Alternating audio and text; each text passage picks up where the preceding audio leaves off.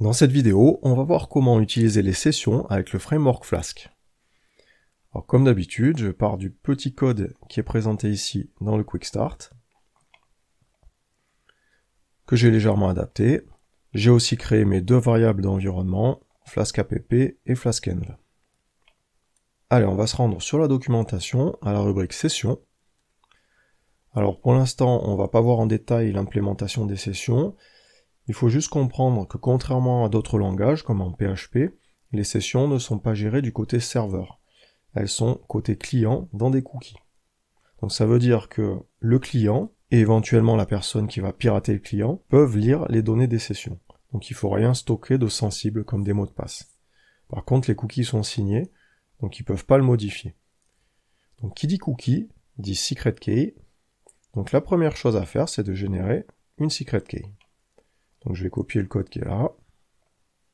Je vais me coller ça dans le terminal. Et je vais rajouter ma secret key en config.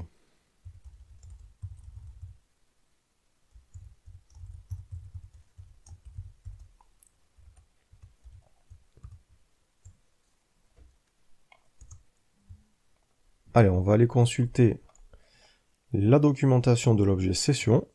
Donc pour l'instant, ce qu'il y a à savoir, c'est que ça fonctionne comme un dictionnaire. Alors on va faire un essai. Donc pour cela, je vais simuler la connexion d'un utilisateur sur un site web. Donc je vais créer une route. Ouais, ma route, je l'appelle login.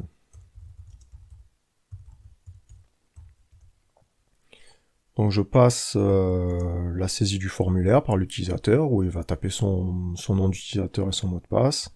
Donc là, il y a le formulaire. Je passe aussi la partie où on va interroger la base de données. Donc là, on va supposer qu'on va charger directement les données de l'utilisateur. Donc pour stocker ça en session, je vais déjà importer la session. Et je vais créer ma première clé de session, que je vais appeler user par exemple. Et les données d'utilisateur, je vais implémenter ça dans un dictionnaire. Donc je vais stocker son nom d'utilisateur. Je vais l'appeler username. Donc on va dire qu'il s'appelle Michel. Et je vais stocker aussi son email.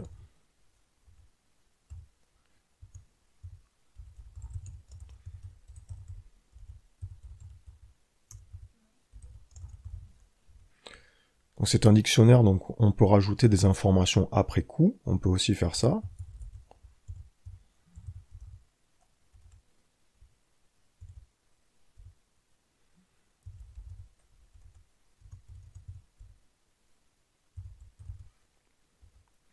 Et là, par exemple, on peut faire un return de session.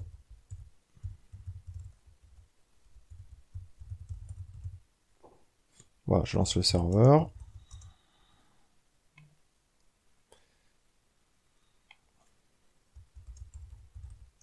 Voilà, ça affiche bien mon nom d'utilisateur. Et si j'examine le contenu de mon disque dur, dans la rubrique stockage, là, on voit que j'ai un cookie de session qui a été créé. Allez, on va essayer de se créer un petit espace membre simplifié. Donc pour cela, je vais avoir besoin des templates.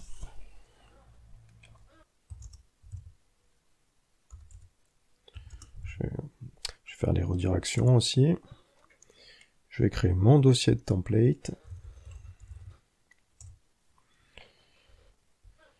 Je vais créer mon template pour la page d'accueil.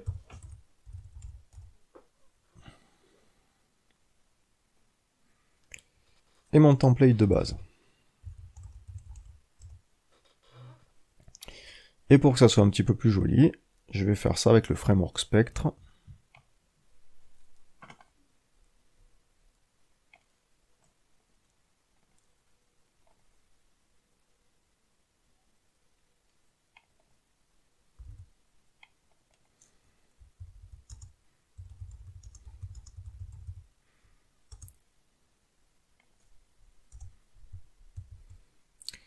Voilà.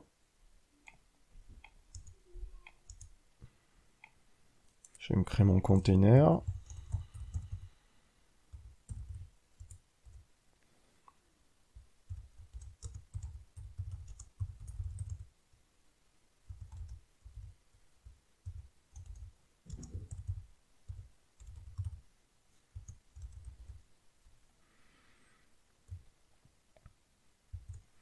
Voilà. Donc je vais m'attaquer au template de la page d'accueil.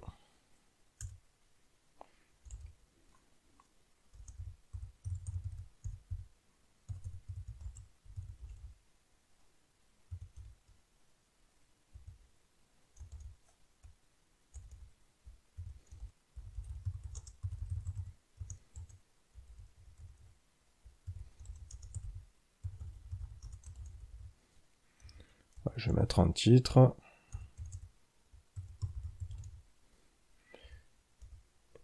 Une petite phrase.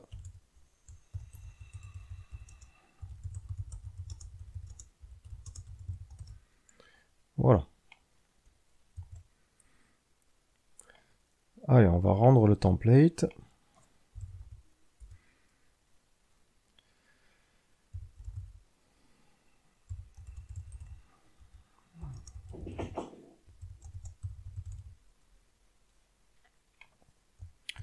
Voilà. Alors, on va vérifier si ça fonctionne. Donc, ça fonctionne correctement. On va essayer d'afficher le nom d'utilisateur sur la page d'accueil. Donc, pour cela, il faut savoir que l'objet session, il est disponible automatiquement dans les templates. Donc, je peux très bien faire quelque chose comme ça. Bonjour.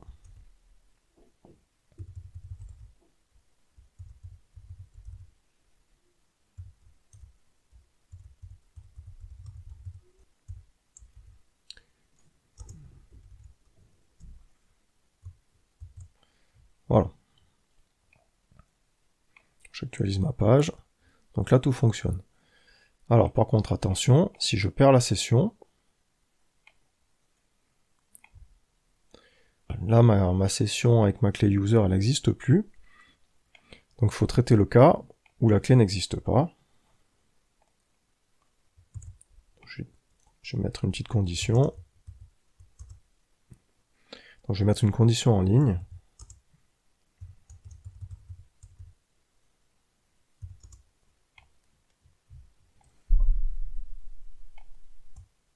Voilà, là j'ai bien écrit bonjour invité. Si je vais sur login, je retourne sur ma page d'accueil.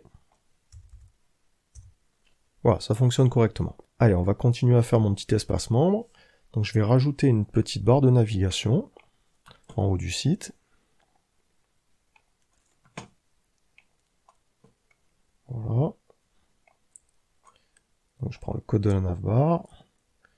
Je vais coller ça dans mon template de base, au-dessus du container.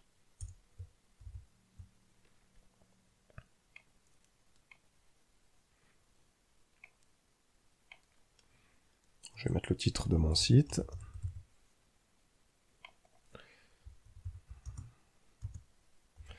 Donc là, je vais utiliser la fonction URL for qui est aussi passée au template.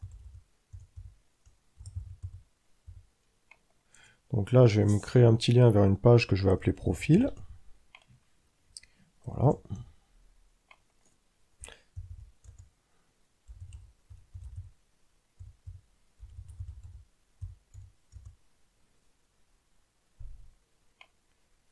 Et à droite, je vais créer deux liens, login et logout.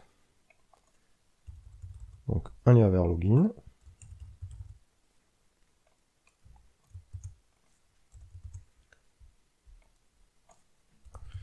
Un lien vers logout pour se déconnecter.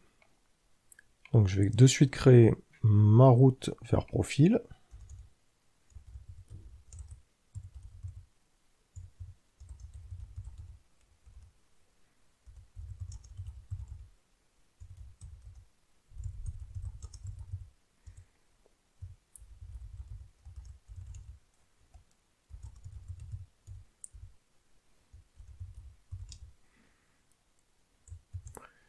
Je vais créer mon template profil.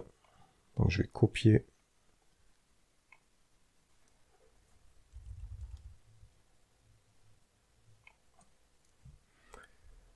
Voilà. Donc ici, je vais simplement afficher le profil de l'utilisateur. Donc je vais mettre une balise de code.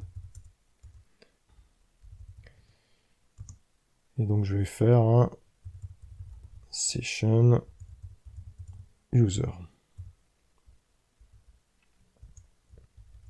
Je vais maintenant créer ma route logout.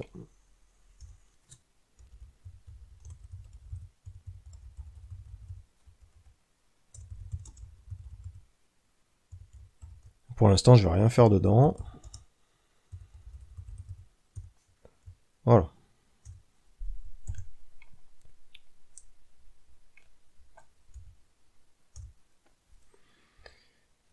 Donc j'ai ma navbar, j'ai mes liens. Donc le profil, login. Tout fonctionne. Donc je vais améliorer un petit peu ma navbar, je vais mettre des couleurs différentes. Je vais essayer d'afficher le nom d'utilisateur dans la navbar.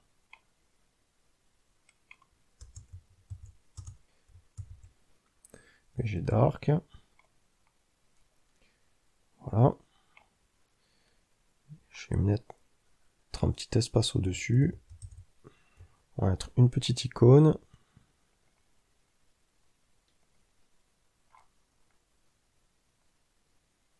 Voilà, une petite icône people.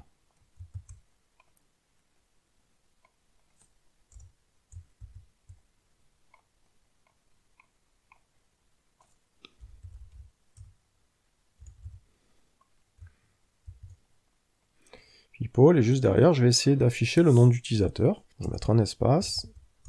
Donc c'est session user username if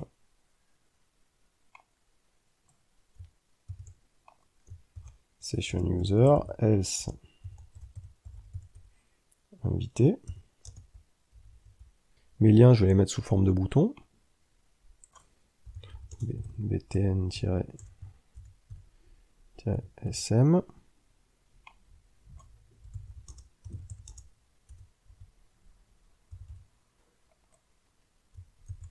Voilà.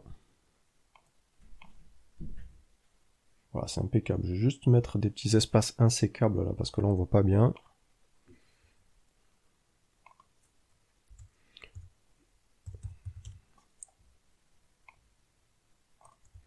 On va mettre un ici, un ici, un ici, et un ici. Voilà, tout est bien espacé. Je vais maintenant compléter la fonction de ma route logout. Donc pour ça, il faut que je détruise la session. Donc c'est un dictionnaire, donc il y a plusieurs solutions. On peut faire un session user égale known. On peut supprimer toute la session, voilà, c'est encore plus simple. On peut faire un session point et la méthode clear de Python. Voilà. Et là, plutôt que afficher quelque chose, je vais faire un redirect. Et je vais faire une redirection vers la page d'accueil. Donc, on va importer URL for.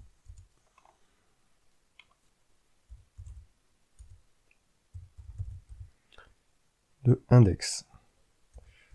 Voilà, mon code a l'air complet, ça devrait fonctionner. Donc on va tester tout ça. Si je fais un logout, ça me déconnecte, ça marque bien invité dans la barre de navigation. Sur la page d'accueil, j'ai bien invité qui s'affiche. Sur ma page profil, j'ai plus rien qui s'affiche, puisque la clé n'existe pas. On peut juste améliorer la petite navbar en affichant le bouton login que si l'utilisateur n'est pas logué, et le bouton logout que si l'utilisateur est logué. Donc allez, c'est parti. Pour changer un peu, je vais pas mettre la condition en ligne. On va mettre if session user.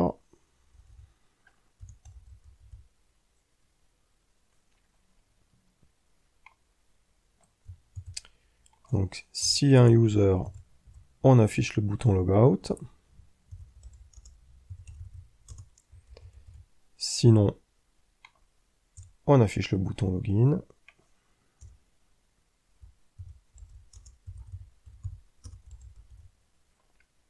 On ferme la condition. Allez, on va tester tout ça. Donc je suis sur ma page d'accueil. Je peux me loguer. Et c'est tout. Je me log. Alors j'ai oublié de faire la redirection. Donc on va la faire de suite.